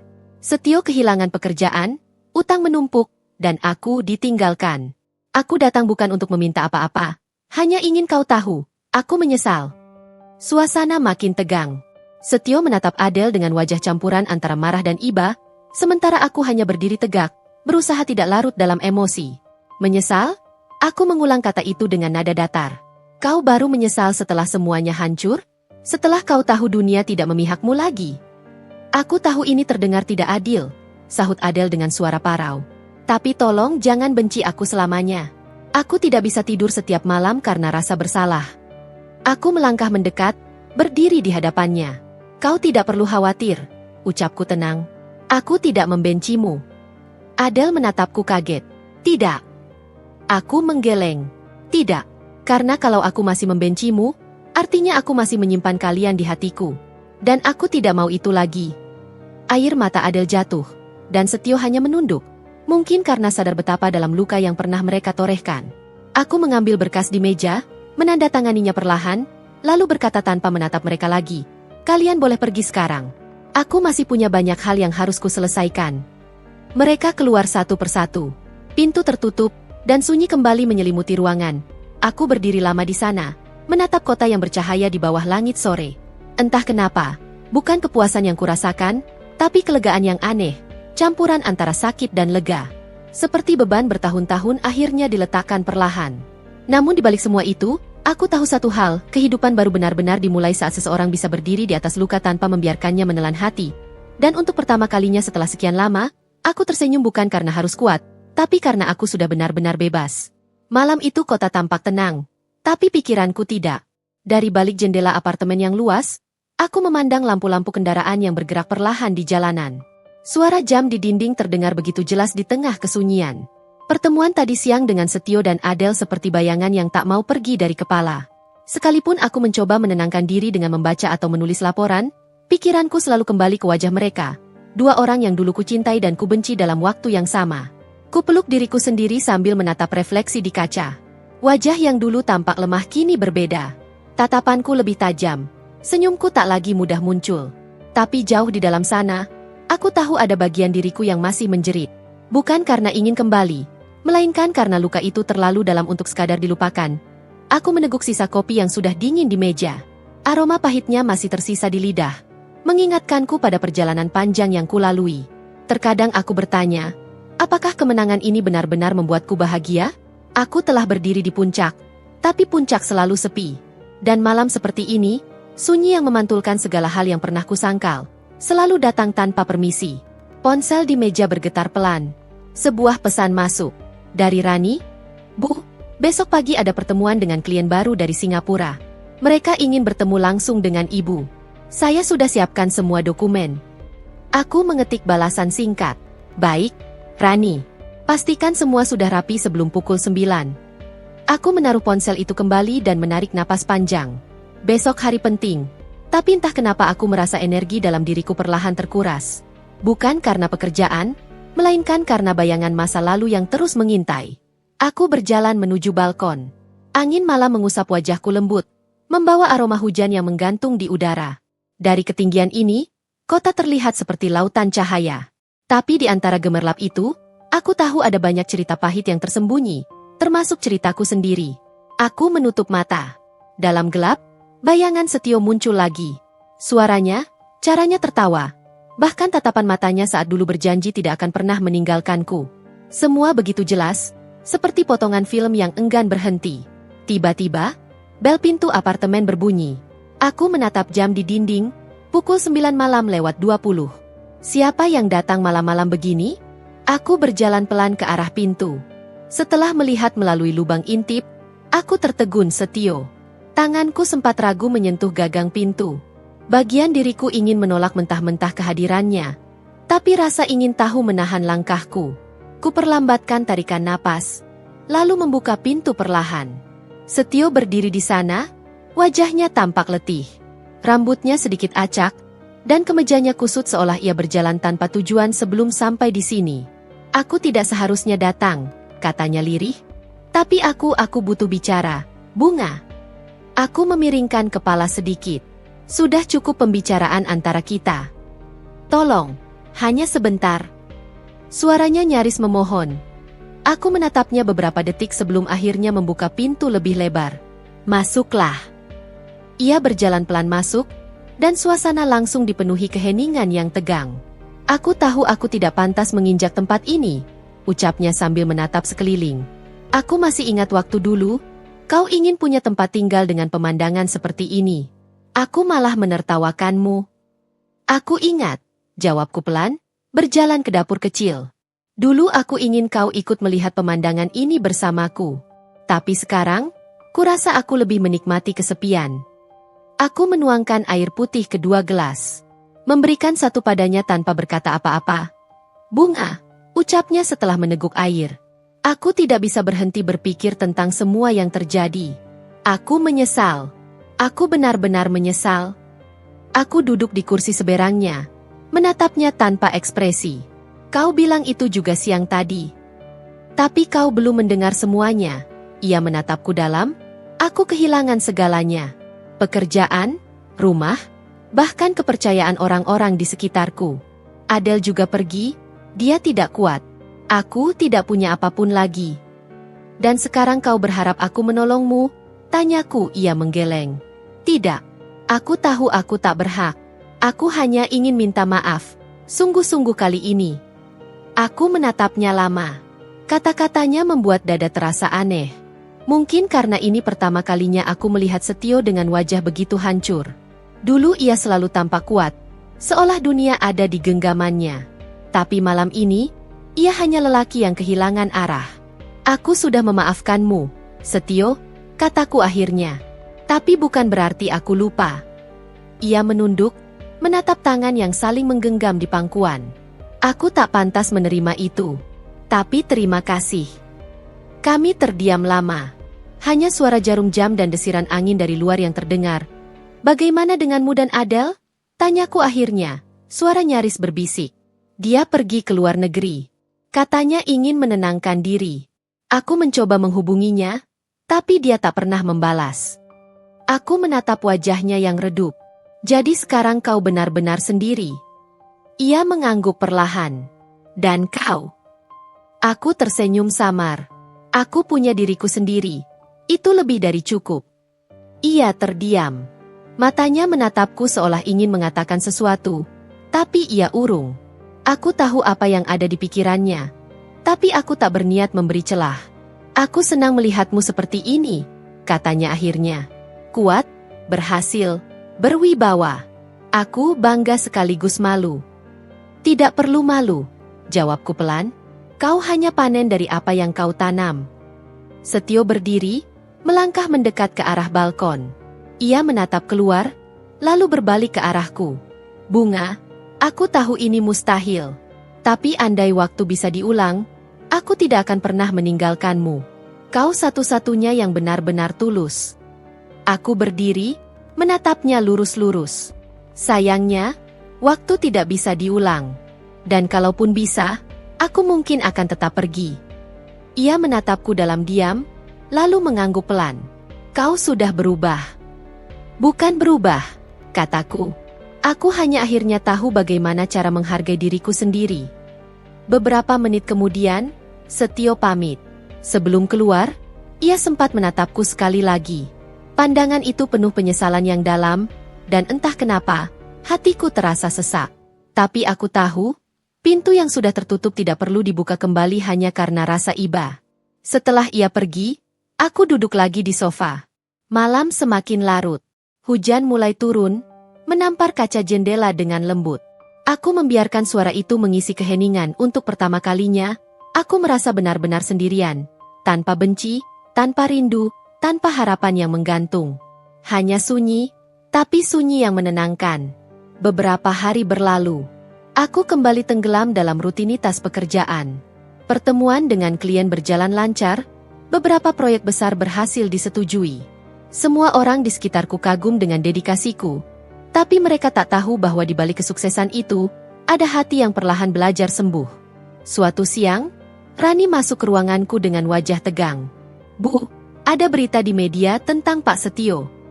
Aku menatapnya heran. Berita apa? Ia ragu sejenak sebelum menyerahkan ponsel. Di layar, terpampang artikel berita daring, mantan Direktur Keuangan perusahaan XYZ ditangkap karena dugaan pemalsuan dokumen keuangan. Nama itu, Setio, tertulis jelas. Aku terdiam lama, jari-jariku mengepal tanpa sadar. Ada rasa campur aduk di dadaku. Bukan lagi amarah, tapi semacam iba yang sulit dijelaskan. Rani menatapku hati-hati. Apa ibu ingin saya hapus berita ini dari media sosial perusahaan? Aku menggeleng. Tidak perlu. Biarkan saja. Semua orang berhak melihat kebenaran yang sebenarnya. Setelah Rani keluar, aku menatap layar ponsel itu lama sekali. Setio, lelaki yang dulu kukagumi, kini benar-benar jatuh. Kupandangi wajahku sendiri yang tercermin di layar hitam setelah layar ponsel mati. Kau sudah cukup berjuang, Bunga, gumamku pelan. Sekarang waktunya hidup tanpa bayangan siapapun. Malamnya, aku kembali duduk di balkon dengan secangkir teh hangat. Angin malam berhembus lembut, membawa aroma tanah yang basah. Untuk pertama kalinya, aku bisa menikmati sunyi tanpa rasa takut. Mungkin inilah yang disebut kebebasan sejati. Bukan ketika seseorang berhasil membalas, tapi ketika ia tak lagi peduli untuk membalas. Di kejauhan, kilat menyambar, menerangi langit yang gelap. Aku menatapnya lama, membiarkan setiap kilasan cahaya itu membasuh semua sisa luka yang masih tersisa di hatiku. Malam itu aku tahu, perjalanan ini belum selesai. Tapi kali ini, aku tidak berjalan karena ingin membuktikan sesuatu pada siapapun. Aku hanya ingin hidup dengan damai. Langit sore itu berwarna jingga keemasan ketika langkahku menjejak keluar dari gedung megah yang kini menjadi saksi perjuanganku. Di depan terpampang plakat besar bertuliskan, Bloom International Group. Nama perusahaan yang dulu hanya sebuah impian di kepalaku ketika masih menjadi istri yang ditinggal suaminya dengan alasan lembur. Kini, aku berdiri sebagai pendirinya, CEO-nya, perempuan yang dulu dikasihani banyak orang, kini menjadi buah bibir karena kebangkitanku. Tapi bukan itu yang membuatku menunduk haru. Bukan tentang harta, bukan tentang jabatan, melainkan tentang perjalanan panjang menuju titik ini. Jalan penuh luka, air mata, dan keberanian untuk tetap berdiri saat semua runtuh. Beberapa tahun telah berlalu sejak hari ketika aku menemukan kebenaran pahit itu. Hari ketika aku melihat Setio bersama Adele di hotel yang sama dengan tempat ia dulu berjanji akan membangun masa depan denganku. Sakitnya waktu itu seolah menghancurkan separuh jiwaku. Tapi hari-hari selanjutnya mengajarkanku bahwa luka bisa menjadi bahan bakar paling kuat untuk bangkit. Pagi ini, aku baru saja menandatangani kontrak kerjasama dengan perusahaan internasional yang membuka cabang di Jakarta. Pertemuan berjalan lancar, dan banyak yang memujiku atas ketegasanku dalam negosiasi. Aku belajar keras untuk sampai ke titik itu, belajar menahan emosi, belajar berpikir rasional, dan belajar percaya pada diriku sendiri. Namun di balik semua sorotan dan tepuk tangan, aku masih menyimpan sisi manusiawiku. Ada rasa getir yang tersisa setiap kali aku mendengar nama Setio atau melihat seseorang yang mirip dengan Adele. Luka itu tak sepenuhnya hilang, hanya berubah bentuk menjadi kenangan yang tak lagi menyakitkan. Tapi tetap memberi pelajaran. Sore itu, sekretarisku, Dina, menghampiri dengan langkah cepat. Bu Bunga, ada seseorang yang ingin bertemu. Katanya urusannya pribadi, bukan bisnis. Ucapnya pelan, sedikit ragu. Aku menatapnya dengan dahi berkerut. Siapa? Dia tidak mau menyebutkan nama, Bu. Tapi sepertinya ibu mengenalnya. Aku menghela napas, lalu mengangguk. Baik, suruh dia masuk. Detik berikutnya, pintu ruanganku terbuka. Aku menegakkan tubuhku di kursi, dan mataku langsung bertemu dengan sosok yang sudah lama tidak kulihat, Setio. Wajahnya menua, ada garis lelah di matanya. Ia berdiri kaku, seperti seseorang yang membawa beban besar. Tangannya gemetar, dan ia mencoba tersenyum, tapi senyum itu lebih mirip luka yang disembunyikan. Bunga, suaranya pelan, nyaris tak terdengar. Kau, luar biasa sekarang. Aku tidak langsung menjawab. Di dalam dadaku ada sesuatu yang bergetar. Bukan karena cinta, tapi karena ingatan masa lalu yang datang serentak. Malam-malam sepi menunggu, air mata yang tumpah di dapur kecil, doa yang kupanjatkan dalam kesunyian agar ia pulang. Semua itu kini terasa jauh, seperti mimpi buruk yang sudah berlalu. Ada urusan apa kau datang ke sini, Setio? Tanyaku datar, menatapnya tanpa emosi. Ia menunduk. Aku ingin bicara tentang semuanya. Tentang apa yang sudah kulakukan padamu. Aku memutar kursi sedikit, menatap keluar jendela ke arah langit yang mulai berubah jingga. Aku rasa tidak ada lagi yang perlu dibicarakan. Dulu kau memilih jalanmu, dan aku memilih bertahan untuk memperbaiki hidupku. Sekarang kita sudah sampai di tempat yang berbeda. Setio menarik napas dalam. Aku menyesal, Bunga. Semua yang kulakukan, semua kebodohanku dengan Adele, aku kehilangan segalanya. Perusahaanku bangkrut, Adele pergi meninggalkanku setelah tahu aku tak punya apa-apa lagi. Dan kau justru jadi orang yang paling berhasil. Aku malu. Tapi aku juga ingin meminta maaf. Setulus-tulusnya. Aku menatapnya lama. Menyesal? Ujarku perlahan. Kalau waktu bisa diulang, kau akan memilihku. Matanya memerah. Ya, 1000 kali iya. Tapi aku tahu, kata-kata itu tak bisa mengubah apapun. Aku tersenyum kecil. Bukan senyum kemenangan, melainkan senyum yang datang dari seseorang yang sudah berdamai dengan masa lalunya. Kau tahu, Setio, dulu aku sering berpikir, bagaimana rasanya kalau aku bisa membuatmu menyesal. Tapi sekarang aku sadar, penyesalanmu bukan lagi sesuatu yang penting bagiku. Aku sudah memaafkanmu, bahkan sebelum kau datang ke sini. Ia tertegun. Kau memaafkanku? Ya, karena aku tidak mau terus hidup dengan kebencian. Kau memang menghancurkanku waktu itu. Tapi dari kehancuran itulah aku belajar membangun diriku sendiri. Aku tidak akan pernah sampai di titik ini kalau dulu aku tidak terjatuh. Setio menunduk. Air matanya menetes di ujung matanya yang lelah. Bunga, aku hanya ingin satu hal. Maafmu sudah lebih dari cukup. Aku tidak berani berharap lebih. Aku berdiri, melangkah mendekatinya. Kau datang di waktu yang tepat, Setio. Karena hari ini, aku sudah benar-benar bebas dari masa lalu. Aku menepuk bahunya pelan, lalu menatap matanya lurus. Tapi kita tidak bisa kembali. Tidak ada lagi kita yang dulu. Ia mengangguk pelan, lalu mundur satu langkah. Aku mengerti. Semoga kau bahagia, Bunga. Kau pantas mendapatkannya. Setelah ia pergi, aku berdiri lama di dekat jendela. Ada kelegaan yang menelusup di dada. Seperti beban bertahun-tahun akhirnya luruh bersama hembusan angin sore. Aku tak menangis, tak marah. Aku hanya tenang. Malamnya, aku menghadiri acara amal yang diselenggarakan perusahaanku. Aku menjadi pembicara utama di panggung, berbicara tentang ketahanan perempuan dalam menghadapi pengkhianatan dan kehidupan. Ruang aula besar itu penuh. Banyak wanita duduk di kursi penonton, beberapa dengan mata berbinar, beberapa lagi menunduk, mungkin karena kisah mereka tak jauh berbeda denganku. Aku menatap mereka satu persatu, lalu mulai berbicara dengan suara mantap. Aku pernah berada di titik terendah dalam hidupku, kataku. Aku pernah percaya bahwa kebahagiaanku bergantung pada orang lain. Aku pernah buta oleh cinta, dan kehilangan diriku sendiri. Tapi hari ini aku ingin bilang, tidak ada yang bisa menghancurkan perempuan yang mau berdiri lagi setelah jatuh. Tepuk tangan menggema, tapi aku terus berbicara. Pengkhianatan memang menyakitkan. Apalagi jika datang dari orang yang kita percayai sepenuh hati. Tapi jangan biarkan luka itu menjadikan kita pahit. Jadikan itu cambuk untuk tumbuh. Karena pada akhirnya, dunia akan selalu berpihak pada mereka yang berani melangkah, bukan pada mereka yang terpuruk selamanya. Beberapa penonton menitikkan air mata. Ada yang tersenyum dalam tangis. Aku tahu, sebagian dari mereka sedang melihat cermin dari ceritaku. Dan satu hal lagi, lanjutku, memaafkan bukan berarti melupakan. Tapi memaafkan adalah cara terbaik untuk melepaskan diri dari penjara masa lalu. Karena saat kita berdamai, bukan dia yang kita bebaskan, tapi diri kita sendiri. Setelah acara berakhir, seorang wanita paruh baya menghampiriku. Ia menggenggam tanganku erat. Bu Bunga, saya terinspirasi sekali.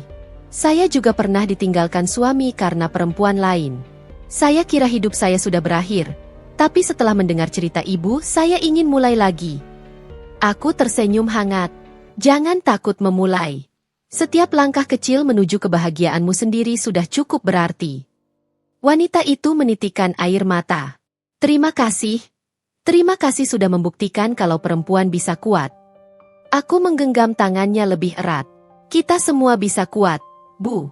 Asal kita mau percaya lagi pada diri sendiri. Beberapa hari kemudian, aku menerima undangan untuk menjadi pembicara di seminar internasional. Di sana aku akan berbagi tentang perjalanan dari rumah tangga hancur menuju keberhasilan pribadi.